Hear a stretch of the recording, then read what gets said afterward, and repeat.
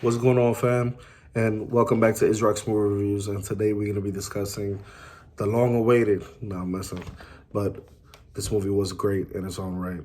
We're going to be talking about the Ant-Man and the Wasp from 2018, basically the sequel to the original Ant-Man. And this movie really caught me by surprise. And we're going to get into the reasons eventually throughout this review. But let's get straight into it, man. Ant-Man and its slightly superior follow-up, which is this one, Ant-Man and the Wasp, managed to be better than expected. Ant-Man and the Wasp, to me, was not as great as critics were saying, but it is nowhere near as bad as what people were saying as well. While sharing a few of their criticisms, I do like and love the character of Ant-Man. He's not exactly a household name, and that's one of the reasons I actually do like the character, because he definitely holds his own throughout these films that he's been in.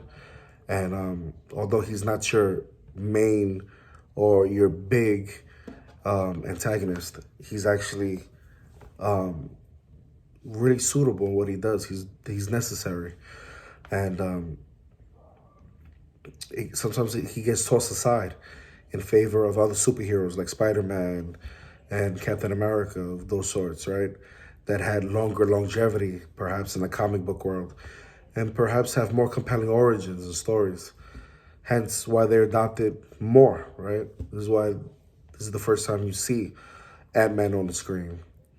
Also, wasn't sure what to make of the trailer when I first saw it, which made the film out to be rather bland in story and too reliant sometimes on humor while being very well made. Directed and acted with thrilling action and funny and even clever moments. Seeing it for myself, Ant-Man and the Wasp could have been better and has its faults. And some were the same as the first Ant-Man, which was somewhat expected, especially from the trailer that I saw. The script is mostly fine. I have no gripes with the script, but it does have its patchy moments.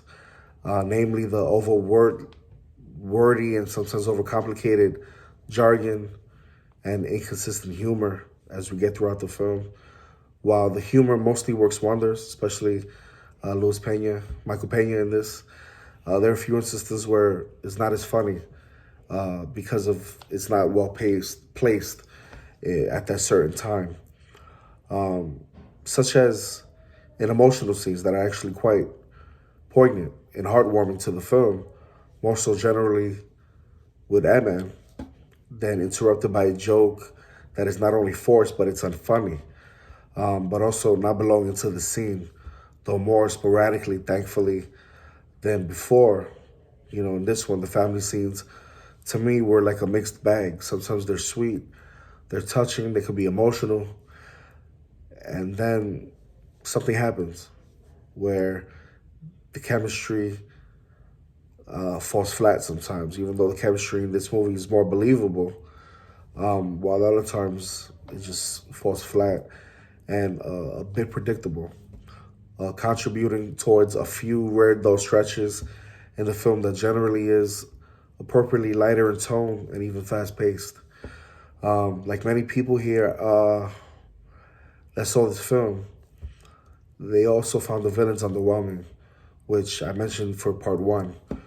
I feel like Burch in this one is especially pointless. He's forgettable and only really there because they seemingly needed to be an obligatory villain when actually there could have been just one in this film. Thor Ragnarok and Infinity War only had one major one when you think about it. And they especially utilized Thanos to his capacity. And he's one of the best villains in the Marvel canon. Ghost here, who goes by Ava also, fares a little better and is an improvement over Corey Stoll's undercharacterized villain in the first Ant-Man. Her problem was that her backstory was very rushed and didn't feel developed enough. I think the actress played a fine role. It wasn't really her fault. She didn't have much to go with. Michelle Pfeiffer, she's wasted in this film in a very underwritten plot device role. I feel like the next film, they should definitely fix that. A big fix. Give him more screen time. But on the other hand, Ant-Man and the Wasp was a great looking film. It kind of reminded me of Full House. I don't know why, but it's beautifully shot, very atmospheric. It has a very slick look.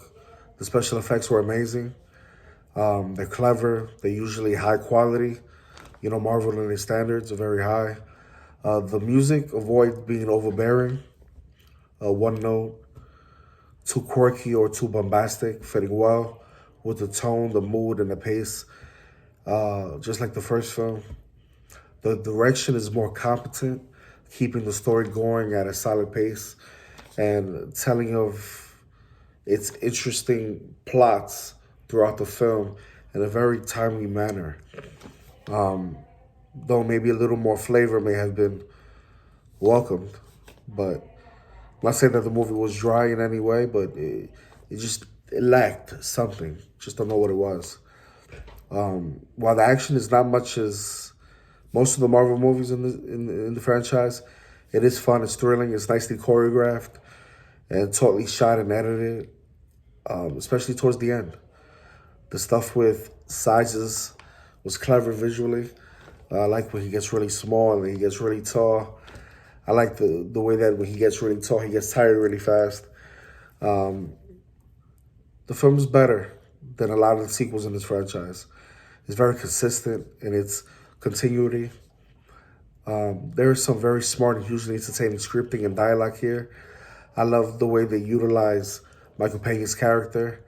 I think he's just jokester. He makes this film what it is, basically. He elevates it in the times that he's in scenes. The story is mostly diverting. I like the introduction of the Wasp in this. I think Evangeline Lilly was a great addition, although she really wasn't an addition because she was in the first film. But, you know, she does get her wings, so to speak, in this one. While not complex as such, the characters, to me, were the most engaging. That's what made this film worthwhile. With the reservations being that the villain and Pfeiffer's character, I felt needed more. Paul Rudd is a strong and hugely entertaining lead, while Michael Peña's hilarious in his role, as you mentioned. That could have been really annoying, but he pulls it off. The seasoned support of a distinguished Michael Douglas adds hugely to this film, and Evangeline Lilly and Abby Ryder Fortson give the film such much needed heart and passion. Hannah, John-Kamen, does command the screen, and Walton Goggins has an oily presence about him that is more than what's forgettable and useless about his character. But overall, not one of Marvel's best films because it does have its flaws, but it's a hell of a sequel, and this film definitely has great things. And it was a very, very fun sequel with a lot of inventive action. And we do look forward to Quantumania coming soon.